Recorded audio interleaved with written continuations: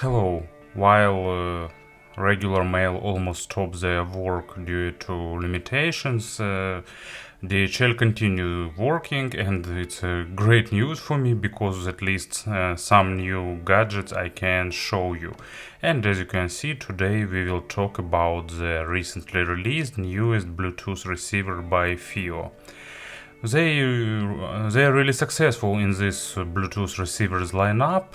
They released a few models that already became a pretty big success because their tiny gadgets offers a really good price to quality performance ratio. BTR1K, BTR3 was also really good, and BTR5 became, small masterpiece because its price to quality performance is super high. And now time came for them to update their BTR3 and release BTR3K.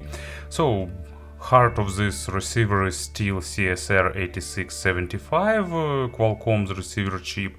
It's responsible for both Bluetooth connectivity and for USB digital to analog converter functionality. Of course, it's supported, and here used Bluetooth 5.0 with almost all supported codecs, so LDAC, AAC, Qualcomm aptX HD, aptX low latency, regular aptX also supported here. The main change comparing with regular BTR3 became usage of two digital to analog converter chips. Here used AK4377, so it's a small upgrade. In BTR3 was 4376. Here used two chips, and actually it offers balanced output. And of course, balanced output means more power. So from single-ended it delivers about 25 milliwatts for 32 ohms load, and for balanced output it's a bit above 70 milliwatts for 32 ohms load. Really good boost in terms of power. Battery lifetime is about 11 hours, depending on the bitrate, volume, and so on, and it's pretty close, so at least 10 hours you will have.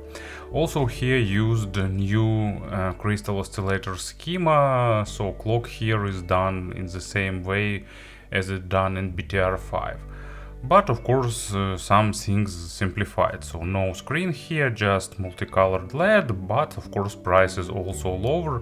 Its retail price is $70, maybe even less. $70 it's on AliExpress, maybe on Amazon it will be even more affordable.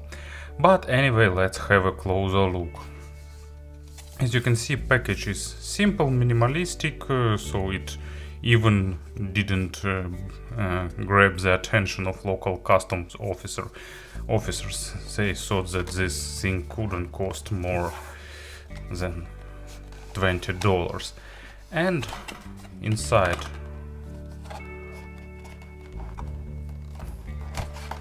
the buyer will have the receiver itself. So let's peel this protective films. Here it is. Here we will have some papers, probably. So, warranty card, manual, and actually a lanyard. So, not sure if it's some necessary accessory, but anyway. And here we have short USB-C cable for charging and to use it as digital to analog converter, and a half case with a clip. I think it's one of the best ideas that FiiO came out, that this case with clip can be removable. So if you need clip, you just connect the case and it will work. If you don't need it, just remove it and you will have the small pocketable device.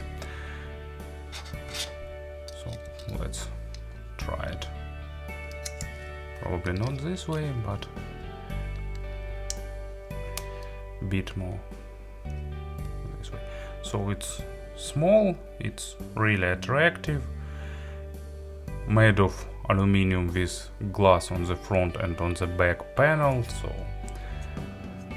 nice stylish design. Actually, we can compare it with his elder brother. So as you can see, it's smaller, almost the size of regular BTR3, but of course here we will have more power and more other stuff. Actually, there is no NFC here, as I can guess by the absence of the logo. Anyway, here is USB-C for charging and to connect it as a digital to-analog converter. Two outputs. Actually, as you can see, they are on the bottom side while USB on the top, but I don't think it's any issue. If you need it in a reverse way, you can just turn it upside down, and the only issue is that logo will be also turned upside down, but I don't think that it could be any problem. So balanced output, it's 2.5mm, and here is regular 3.5mm, and what is good here, you can use headphones with microphone and talk control. It will be supported by the device. Also on-off button, microphone here used CVC noise cancelling, but still you need to bring it closer to your mouth if it's used in the noisy environment. Universal button that is used to answer or reject calls, to play pause and all other stuff, and volume control. It also supports track navigation if you press and hold it for a long time. So simple procedure of turning it on, and actually it's connected, and LED indicator shows the selected codec, and it's done. So you can start listening to music. In terms of controls, it's really simple and pretty straightforward, really efficient. Connection quality is pretty nice, and more than 10 meters if you use codecs like aptX, AAC, SBC, so let's call them low bandwidth codecs. With higher bandwidth codecs up to 10 meters, it depends on codecs. For example, with LDAC with sound quality priority, it will be about 2-3 meters. But anyway, it also depends on the amount of electromagnetic noise around you. So if there are a lot of Wi-Fi networks, for example, it can be a problem because it causes shattering, but usually it's only when you enter such area. And besides that, nicely built, stylish looking device. As usual, FiiO Music app can be used as a companion app for this receiver. So I used FiiO M11 Pro as a transport, but you can use any smartphone, Android or iOS, or any player, so it depends on what you prefer. But of course, in terms of sound quality, it doesn't matter, because all sources are equal if they support equal codecs and if they don't do something with digital signals. So almost all LDAC sources, for example, will have the same sound quality. So here in settings there is Bluetooth device control, and as you can see, it connects to the BTR3K, shows that it's BTR3K, battery level, LDAC, it shows even the volume, and actually if you change it, it instantly changes the figure. So what you can control here, charge, you can turn it on and off, and you can select until device restarts or always. So if you turn it off, it depends. So if you need to use it as a USB digital to-analog converter, just turn the charging off, and you can see it can be safely connected to your smartphone. You can turn off the indicator if you don't need it. Car mode, it's simple. When you start the car, it boot up and start working. When you turn it off, it's shut down. Wire function, on off. If I got it right, it's USB audio. Digital to-analog converter mode, it's high performance or low power. So I'm actually not sure what is the difference. Probably it's kind of upsampling. So, but you can select, do you need less power consumption or better sound performance. Also idle power off, and input priority, you need Bluetooth first or USB digital tonal converter first. So this option is pretty obvious and straightforward. Equalizer is simple, so you just turn it on, adjust however you like it. Really convenient when you need to equalize, for example, I don't know, Deezer or Tidal or something like that. Actually, I'm not sure if it works with LDAC because FiiO's previous confirm reset FiiO's BTR5 didn't support equalization with LDAC because of chip's performance. Audio settings. You can enter estimated output impedance and headphone sensitivity, and then it will adjust the volume of tones and volume of calls. So it's a pretty good feature adjusting to your headphones. Also, you can select one of a few built-in filters with nice illustration what it means, and also channel balance. Operation guide, it's what buttons do, how to enter pairing mode, what LED indicator means, and so on. Also version, clear pairing, restore to default settings, and shut down device if you need. So as you can see, convenient remote control application. And of course about the sound. As a transport I will use M11 Pro, but of course it could be anything, smartphone, laptop, tablet, player, anything.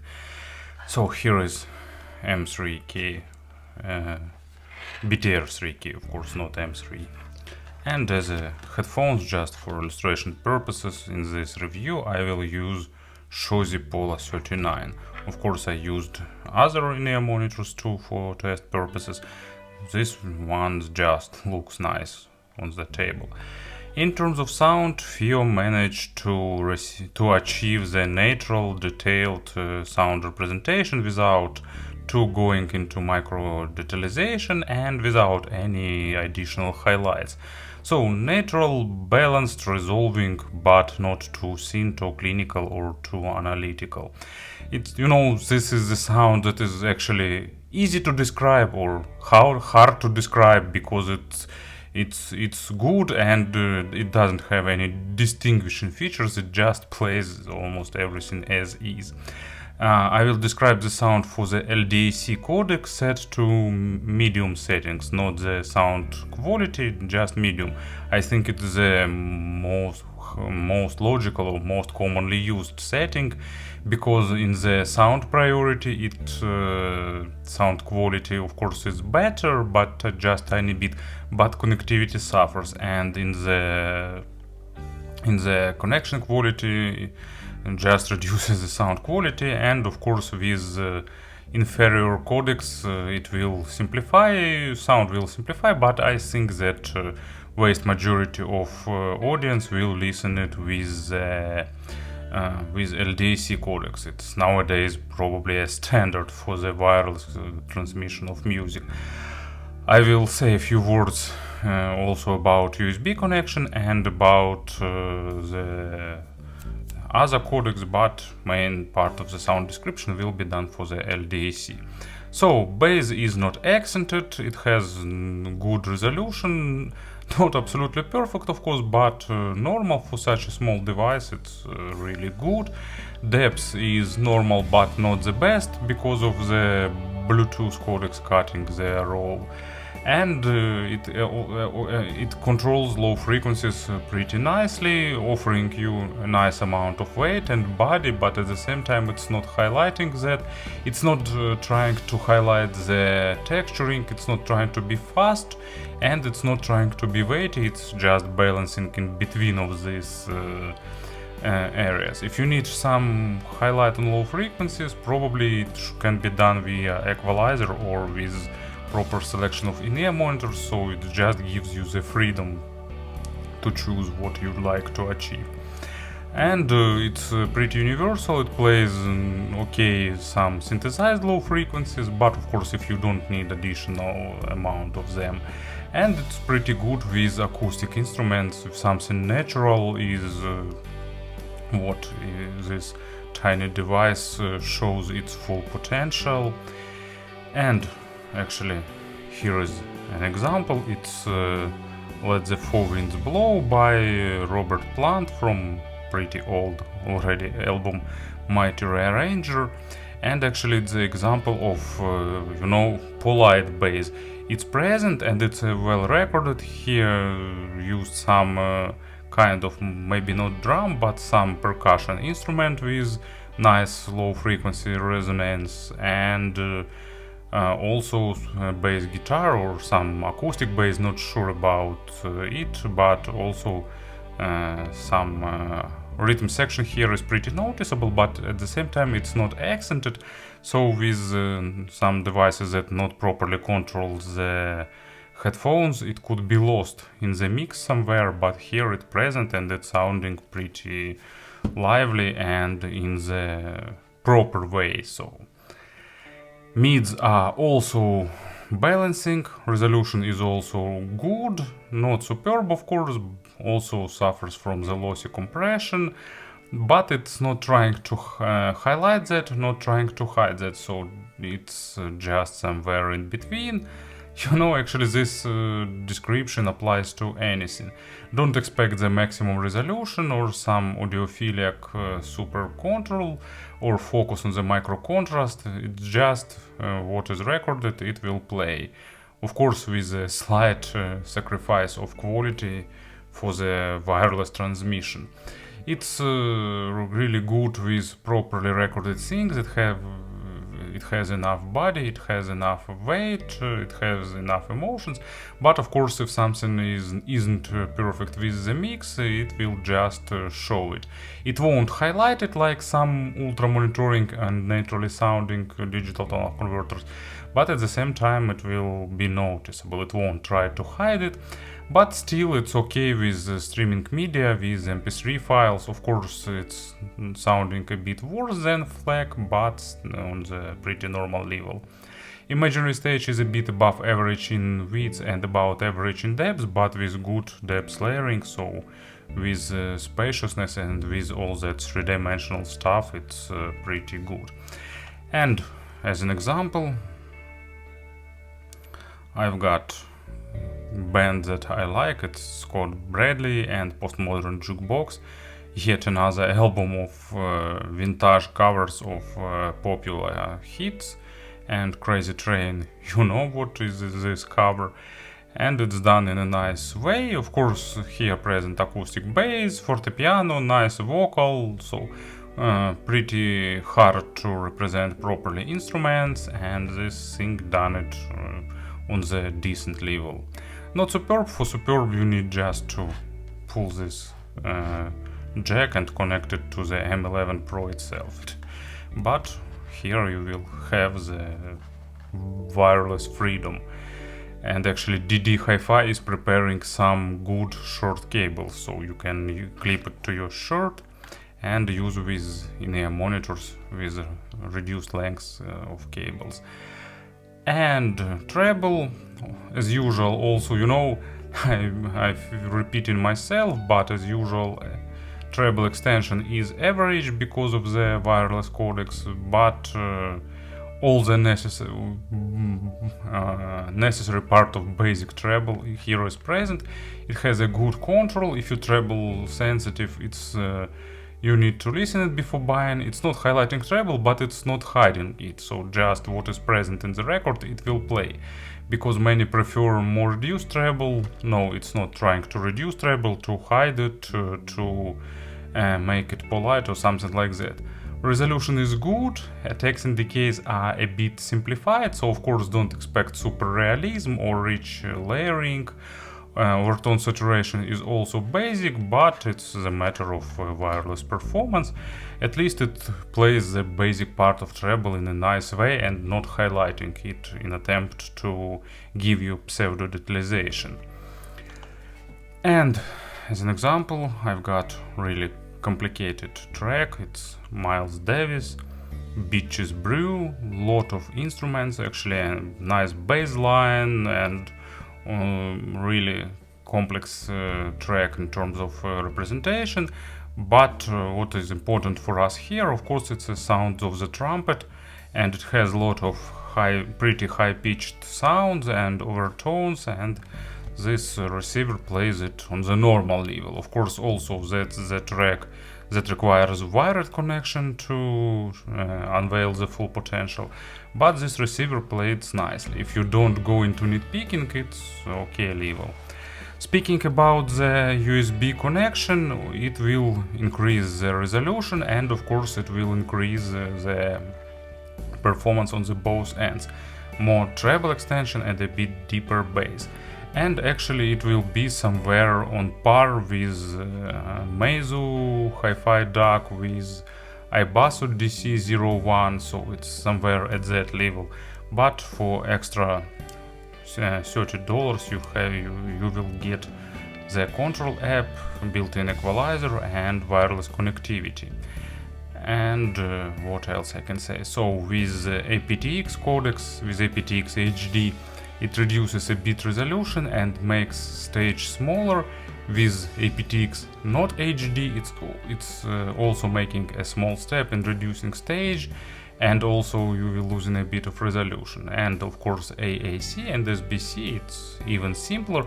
Of course it's pretty enjoyable even in that way, but it's better of course to use it with some devices that support some advanced codecs. In terms of driving power, it's enough for almost any in-ear monitors, and it performs well with sensitive in-ear monitors. Background noise is really quiet here, and from the balanced output it could drive many full-size headphones. Of course 250 ohms impedance models are not created for this receiver, or some tough to drive planars, also not the perfect load for it. But with in-ear monitors and with regular full-size headphones, regular in terms of sensitivity of course, it behaves pretty well. Speaking about the comparisons, it's a step forward from regular BTR3 in terms of resolution and also in terms of treble, so BTR3 sounding a bit darker than this one, so a bit more technical, bit more audiophilic sound. Speaking about the BTR5 is a step forward, but BTR5, you know, it's the device that offers, well, maybe not unique, but for me it offers really great price to quality performance. It's much more powerful, better control, better resolution, so more natural sound, but of course it's bigger and it's $50 more expensive. It's actually close in terms of level with Shanling Up 4, but a bit more natural with a bit less added weight, so sounding a bit more natural and natural. There are some other receivers probably and digital tonal converters, but I don't think there is much sense in comparing it with everything, so I highlighted some reference points. Maybe I need to create a separate video with comparison with BTR5, I will see. So it was FiiO's new BTR3K, really good addition to their Bluetooth receivers lineup, offering nice price to performance ratio and a lot of advanced features. Thank you for listening and have a nice day.